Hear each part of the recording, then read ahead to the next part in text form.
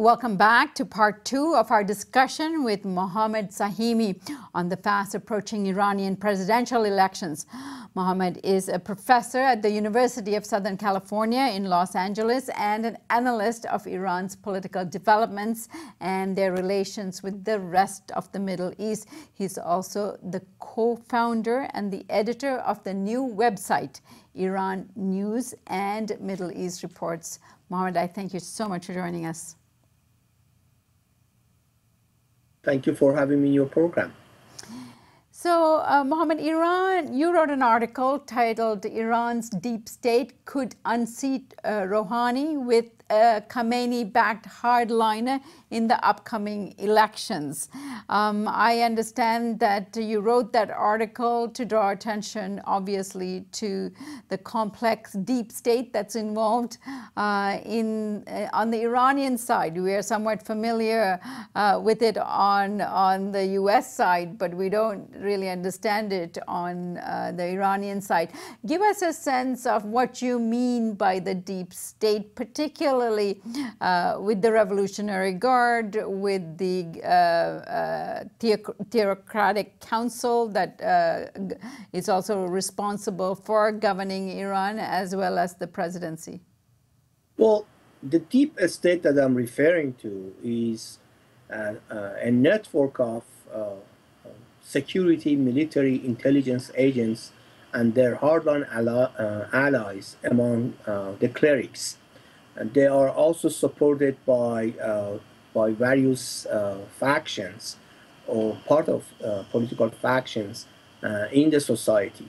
The reason I call them deep state is often it's not clear who orders what and why some of the things happen without apparently any connections to any official. Let me give you an example. From 1988 to 1998, a large number of dissidents and political activists were mysteriously murdered. And nobody knew who was the culprit until Muhammad Sahimi was elected in 1997 in a landslide victory. And then after he was elected, those murders and killings actually intensified. President Sahimi appointed a commission to look into this situation because it was getting totally out of hand. Then in January of 1999, it was suddenly announced that the people who did this, the culprit behind all these murders, at least some of them were agents of Ministry of Intelligence that was supposedly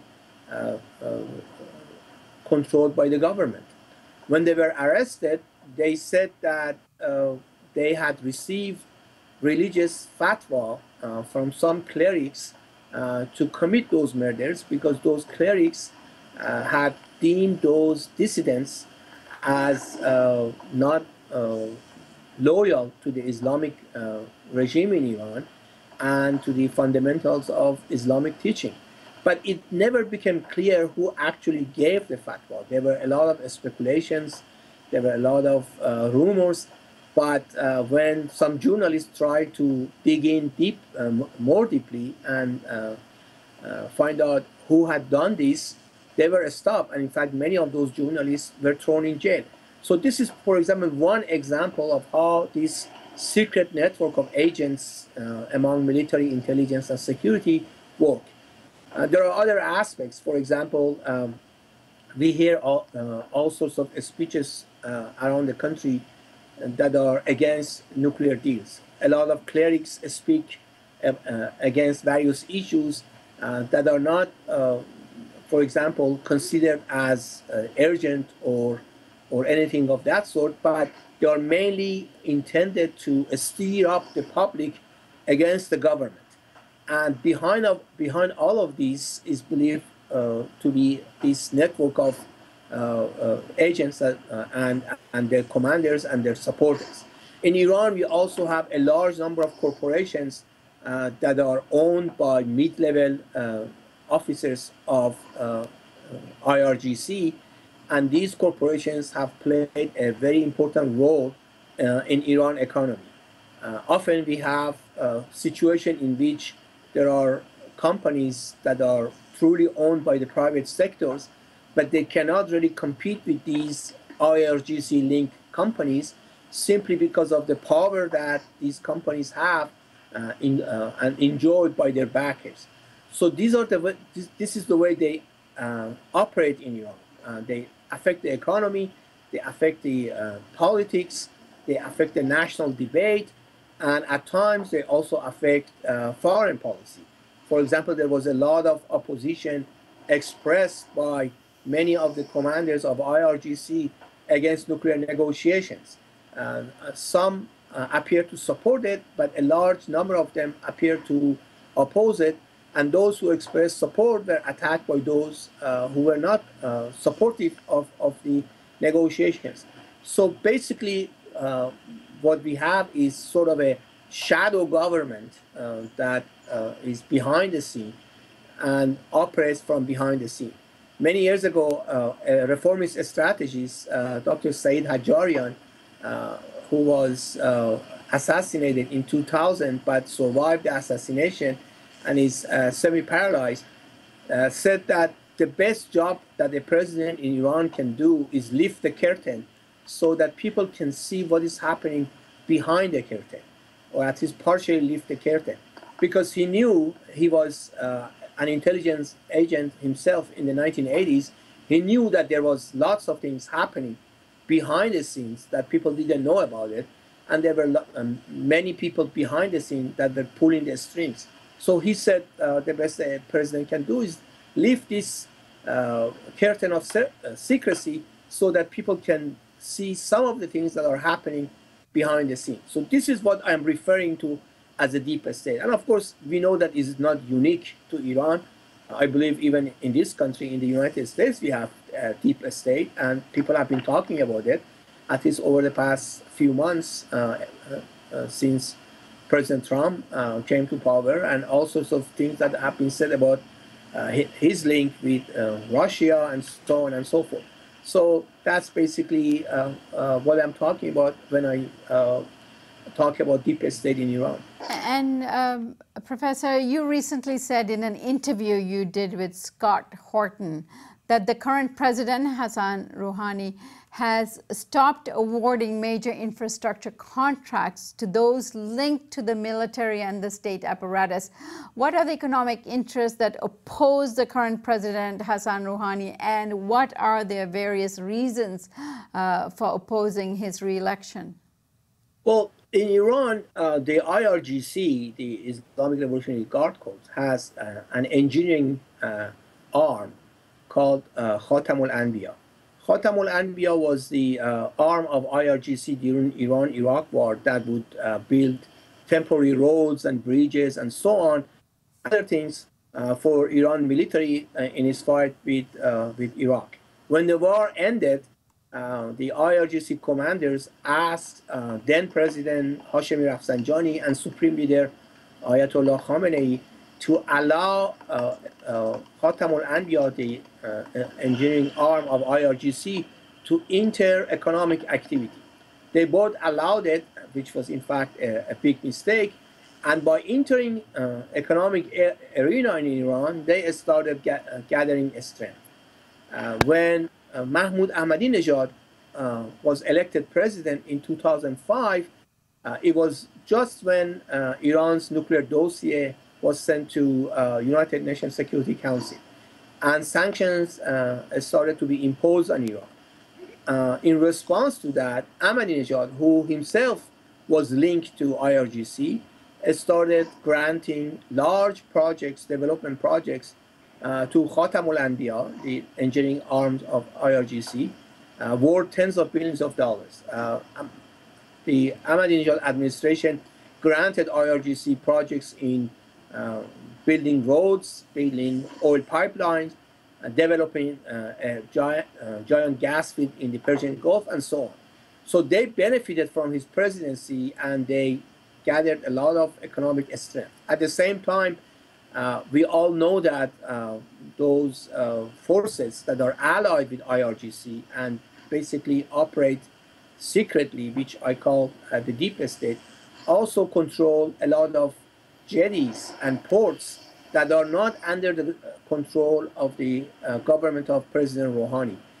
Through that, they can import a lot of cheap products from, for example, China, and make a lot of money.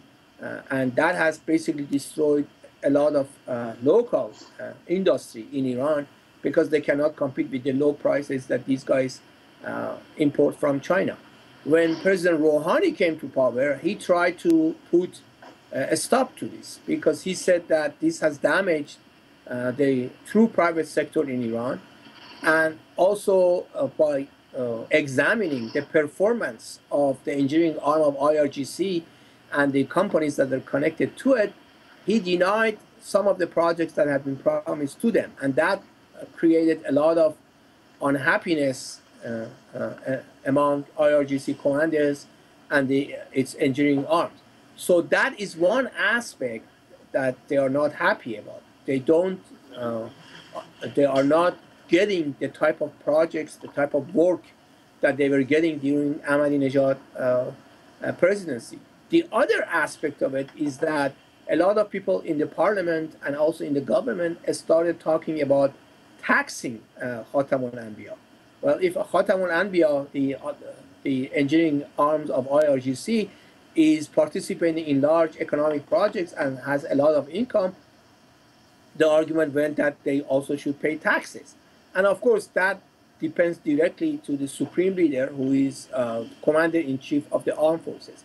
But that also generated a lot of discussion within the country about why some of these large firms and large foundations that are linked with the supreme leader and hardliners and have large incomes don't pay taxes.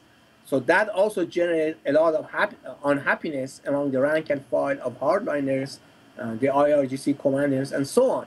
So that is one main reason they are not happy about this. And as I also explained previously in the first part of this interview, the fact that the commercial relationship between Iran and European countries is gradually expanding means that more investment, foreign investment, will come into Iran. If, for example, major European oil companies carry out the contracts that they have signed with the Iranian government, that means that they will bring new technology and new know-how into Iranian oil industry, which is critical to Iran's economy. But that also means that Khatamul Anbiya, which was getting large oil contracts and oil projects from the government of Mahmoud Ahmadinejad, but is not really equipped with the latest technology and know-how, cannot compete with this type of investment and this type of foreign oil companies. So that's another aspect that they are not happy about.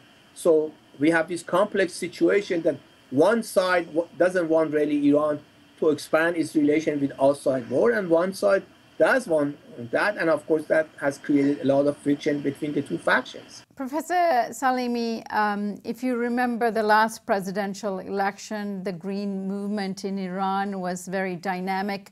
Many people suspected that the Green Movement was being shaped and supported by the United States, but I think many people remember the youthful support that the Green Movement had received. What's happening with that movement, and will it have any relevance in this election coming up?